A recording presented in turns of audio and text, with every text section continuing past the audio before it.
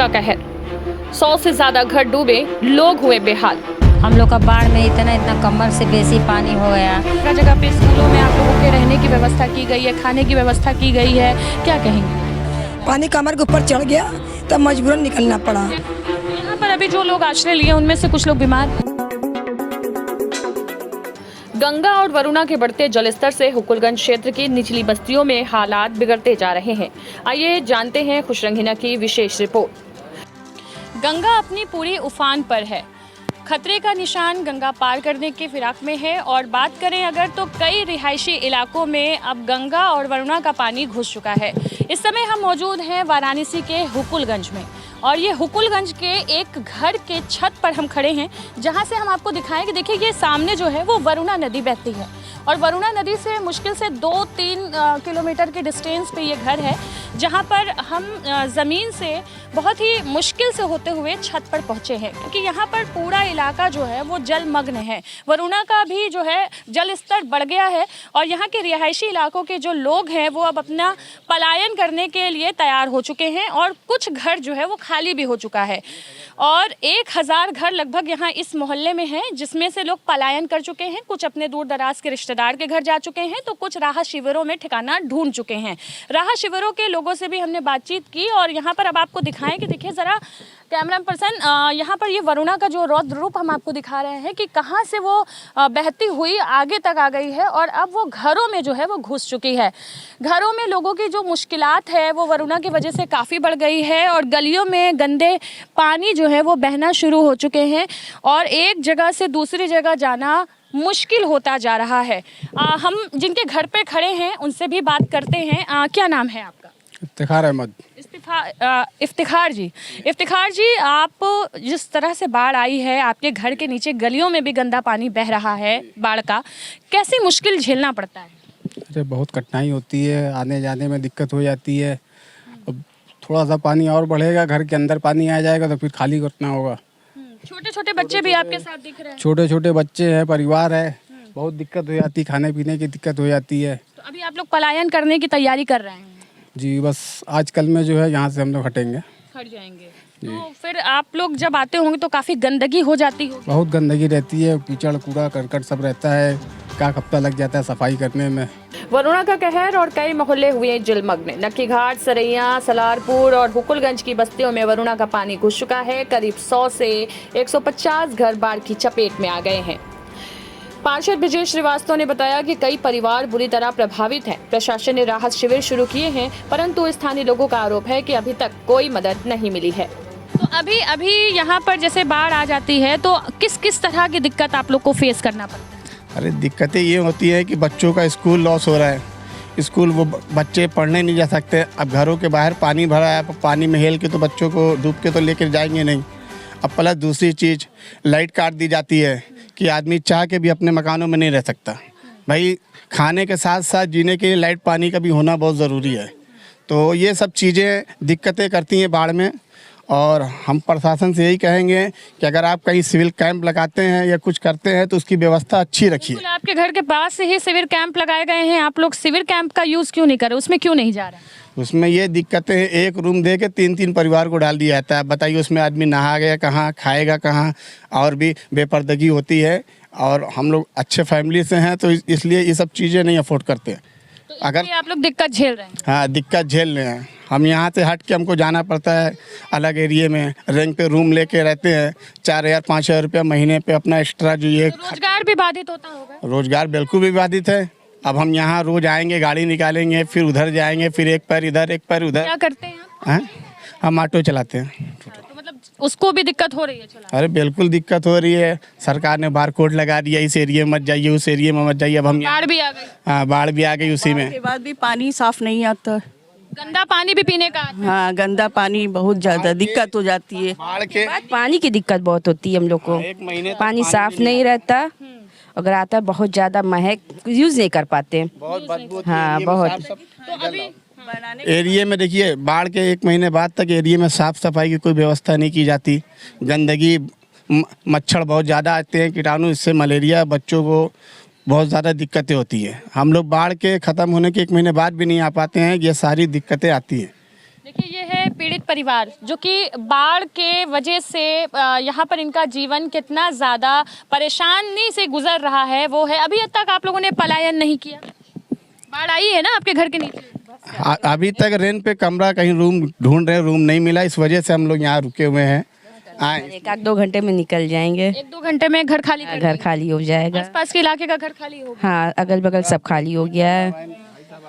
तो देखिए ये जो है तटीय इलाका है, तटवर्ती इलाका है जो कि वरुणा जो है ये अपने पूरे रौद्र रूप में है। और ये पूरा घर जो है हम इस समय छत पर खड़े होकर के दिखा रहे हैं, ये वही वरुणा है जो प्रयागराज से होते हुए काशी में आती है। और गंगा नदी जब उफान पे आती है तो वरुणा का भी रुद्र रूप देखने को मिलता है। और यहाँ पर सीवर का जो पानी है, जो नदी का पानी है, वो घरों में घुस जाता है और यहाँ पर आना आवागमन बिल्कुल बाधित हो जाता है। हालांकि इलाके के पार्षद ने कुछ शिविर कैंप लगाए हुए हैं जहाँ पर कुछ परिवार जो है वो आश्रय ले चुका है, लेकिन कुछ परिवार जो है वो ये भी कहता है कि हम बेपर्दगी होती है, एक कमरे में कई लोगों के साथ एक साथ रहना पड़ता है। और कुछ शिविर कैंप में उस तरह की व्यवस्था नहीं होती है जिसकी वजह से वो किराए का रूम लेते हैं या अपने ही खुद के घर में जो है रहने को मजबूर हो जाते हैं, क्योंकि लाइट भी नहीं होती है, पानी भी नहीं साफ आता है पीने का। और ये पूरा इलाका जो है वो हुकुलगंज का इलाका है जो कि वरुणा से बिल्कुल सटा हुआ इलाका। कई लोग घर की छतों पर अस्थायी झुग्गियां बनाकर रह रहे हैं, जबकि कुछ परिवार प्राथमिक विद्यालयों में बने राहत शिविरों में शरण ले चुके हैं।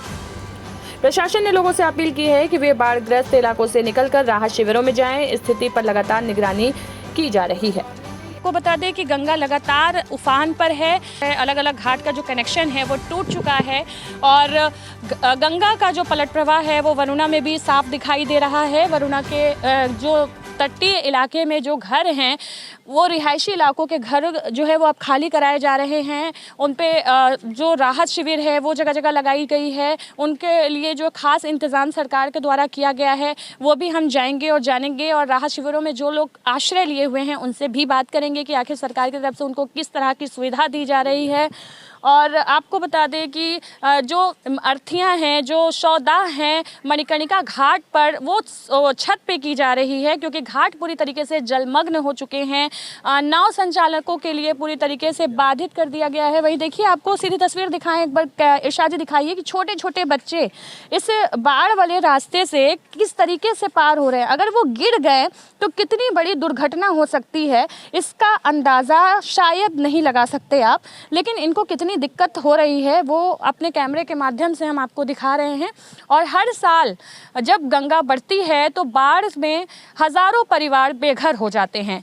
ये ग्राउंड रिपोर्ट हम अपने कैमरे के माध्यम से आपको दिखा रहे हैं। और साथ में बताएं कि चाहे बनारस का जो टूरिस्ट पॉइंट कहा जाता है नमो घाट भी पूरी तरीके से जलमग्न हो चुका है। बनारस के 80 घाट जो है उनके संपर्क आपस में टूट चुके हैं और अब पूरी तरीके से नौका संचालन बाधित हो चुका है।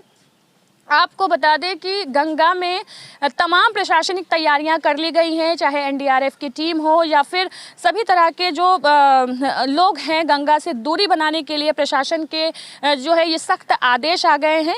और आपको अब हम ले चलते हैं उन शिविरों में, खास करके हुकुलगंज में एक कॉन्वेंट स्कूल में शिविर बनाए गए हैं, उसमें चलते हैं और जो राहत शिविर में लोग शरण ले चुके हैं उनसे भी बात करते हैं। फिलहाल के लिए एक बार फिर से कैमरामैन से कहूँगी कि दिखाइए यहाँ से ये रिहायशी इलाका जो लगभग 1000 घरों जो है यहाँ पर है और वो 1000 घर के लोग जो है वो यहाँ से पलायन कर चुके हैं। और ये सीधी सीधी जो तस्वीर है वो हम अपने कैमरे के माध्यम से एक छत से दिखा रहे हैं, क्योंकि गलियों से आना मेरे लिए काफ़ी चुनौतीपूर्ण रहा, क्योंकि पूरे गलियों में गंदा सीवर का और गंगा का पानी यहाँ पर भरा हुआ है।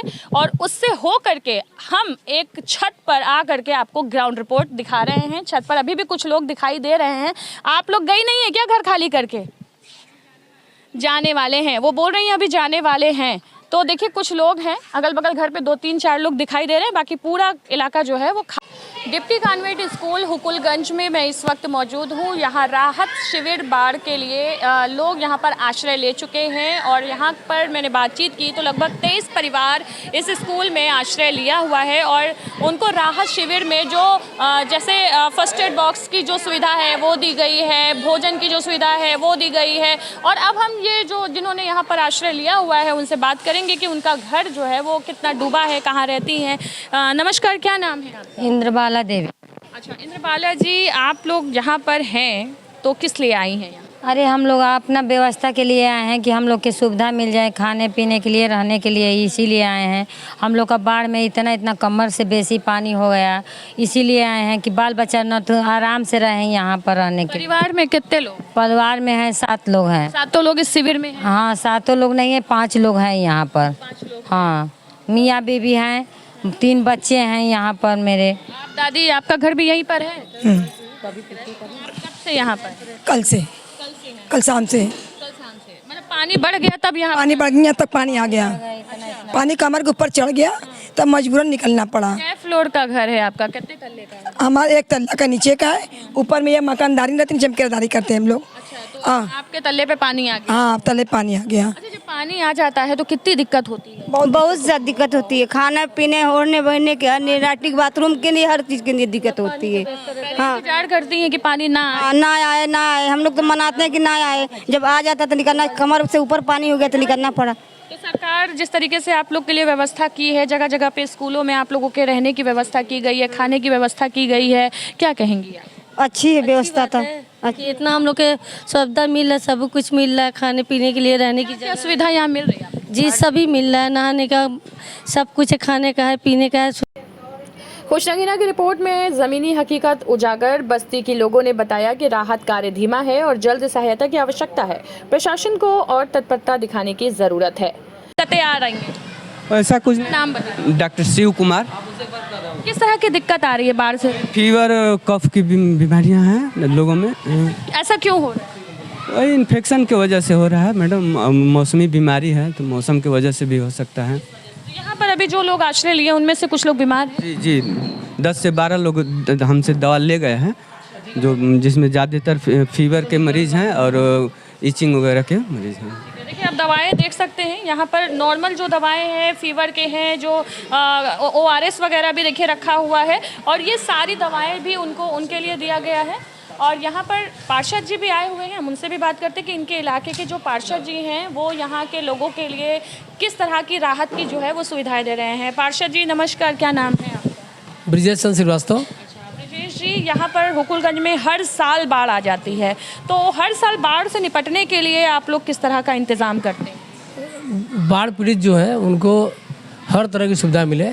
जो लोग हमारे बाढ़ राहत शिविर में आते हैं, प्रदेश की योगी सरकार द्वारा विशेष रूप से बाढ़ पीड़ितों के लिए एक अलग से व्यवस्था की जाती है। जैसे इनको सुबह का जो बच्चे हैं उनके लिए दूध ब्रेड की व्यवस्था है, सुबह का नाश्ता है, दोपहर का भोजन है, फिर रात का भोजन है, और दवा की व्यवस्था है, ये व्यवस्था है। और यहाँ अधिकारी वगैरह भी विजिट करते हैं? एकदम लगातार इसमें अधिकारी आते हैं। और अभी कल से ये शिविर शुरू हुआ है। कल ही SDM साहब भी आते हैं, अमित कुमार जी, रात में वंदना श्रीवास्तव जी ADM फाइनेंस से वो आई थी, वो बाढ़ नियंत्रक भी है बनारस की। अभी क्या लगता है कि यहाँ पर कितने दिन तक लोगों को रहना पड़ सकता है? बाढ़ कब तक खत्म होने की आशंका है? देखिए बाढ़ तो यहाँ तो आता है हर साल अगस्त महीना में, इस बार पहले आ गया है। लेकिन जो सूचना अभी हम लोग मिली कि इसमें पानी स्थिर है।